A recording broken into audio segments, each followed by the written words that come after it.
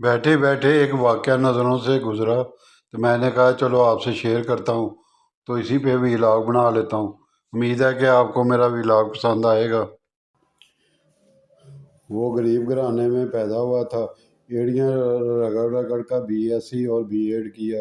وزیر آباد کے قریب نظام آباد کے گورنمنٹ ہائی اسکول میں سائنس کا استاد بھرتی ہو گیا۔ یہ میں ڈبل شاہ کا واقعہ بیان کر رہا ہوں۔ غربت زیادہ تھی اور خواب اونچے اونچے تھے اس کے۔ نوکری سے اکتا گیا تھا، چھٹی لی اور 2004 میں دبئی چلا گیا۔ 6 مہینے دبئی رہا، 6 مہینے کے بعد وزیر آباد واپس آ گیا۔ وزیر آباد میں اس نے ایک عجیب کام شروع کر دیا۔ اس نے ہمسایوں سے رقم مانگی اور یہ رقم 15 دن کے بعد دگنی کر کے واپس کر دی۔ 15 دن میں دگنی کر کے واپس کر دی۔ ہمسایہ اس کا پہلا گاہک بنا۔ یہ ہمسایہ جوید ماربل کے نام سے کاروبار کرتا تھا۔ ہمسایہ نے رقم دی اور 15 دن کے بعد دگنی رقم اس نے واپس لے لی۔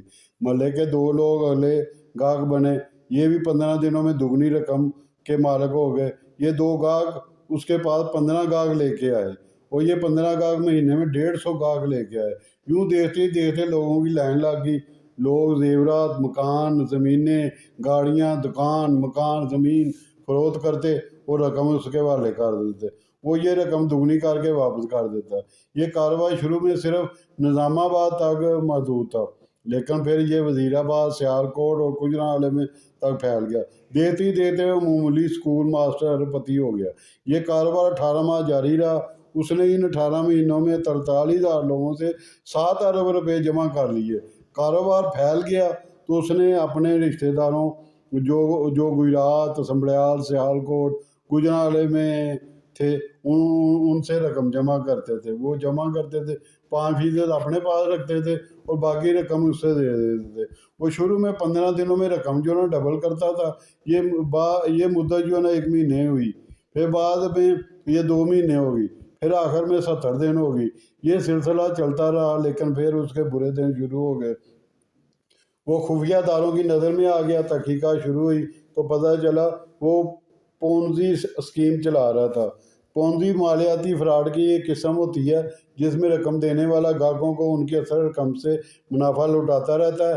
شروع کے گاہکوں کو دگنی رقم مل جاتی ہے، لیکن آخری گاہک سارے سرمایے سے محروم ہو جاتے ہیں۔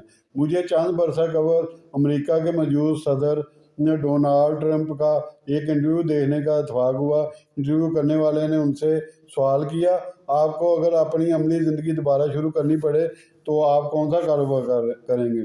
ڈونلڈ ٹرمپ نے جواب دیا، میں نیٹ ورکنگ کا کاروبار کروں گا۔ میرے لیے یہ کاروبار نیا تھا۔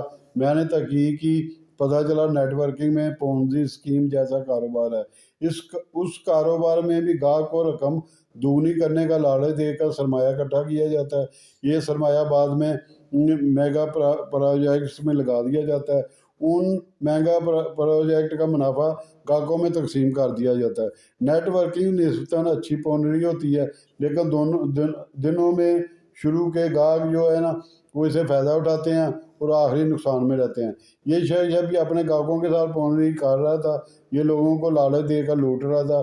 خفیہ ادارے نے اس کے ارد گرد گھیرا تنگ کر لیا۔ دونوں ڈیلی نیشن میں اس کے خلاف خبر شائع ہوگی۔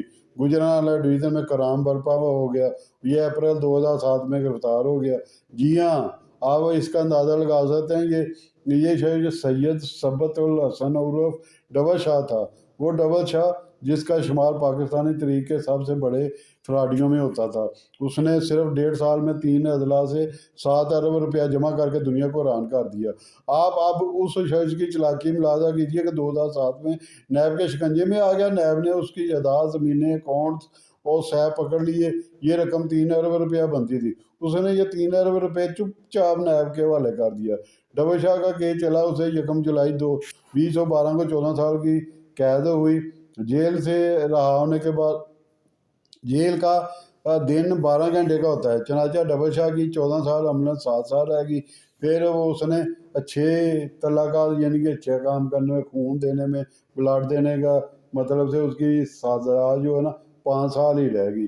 اب یہ 5 سال بھی اس کی مجموعی سزا سے نفی ہوگی، پیچھے رہ گئے 2 سال۔ ڈبل شاہ نے محسوس کیا 4 ارب روپے کے عوض 2 سال قید کوئی مہنگا سودا نہیں ہے۔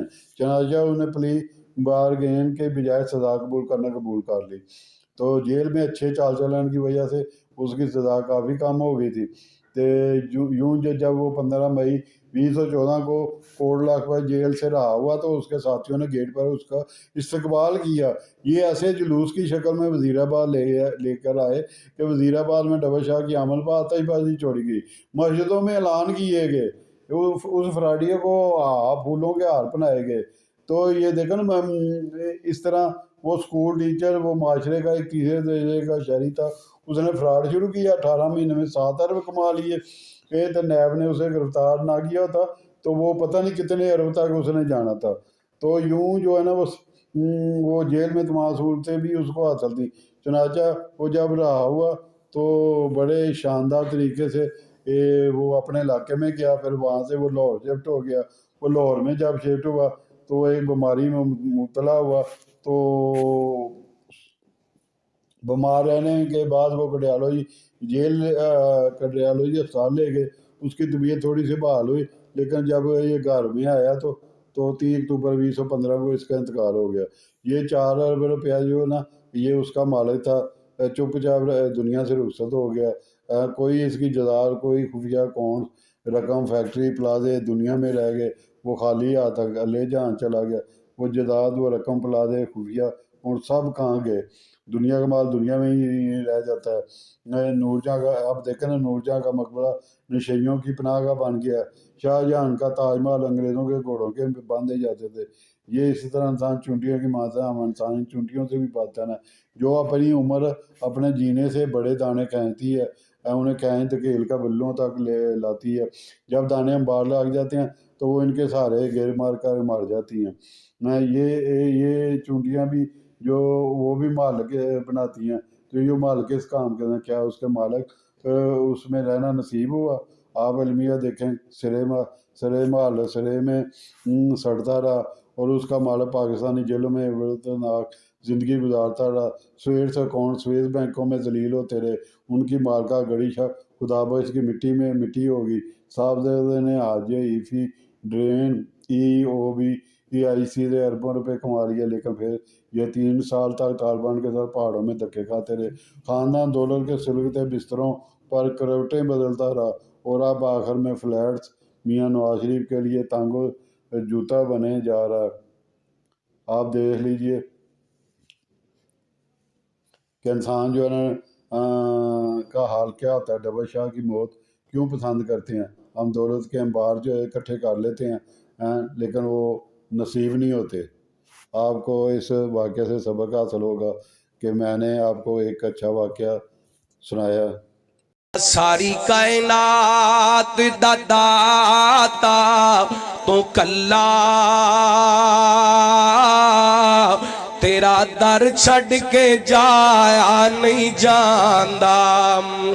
सारी कायनात दा दाता तू कल्ला, तेरा दर छड़ के जाया नहीं जांदा। सारी दुनिया तेरा रिज़्क खावी, तेरे घर विच जरा। और अगर तुम लोग नए हो तो सब्सक्राइब करो, वो जो लाल वाला बटन है उस पर फूट फेंक के मारो या फिर मोमबत्ती, मुझे नहीं पता, बस क्लिक हो जाना चाहिए।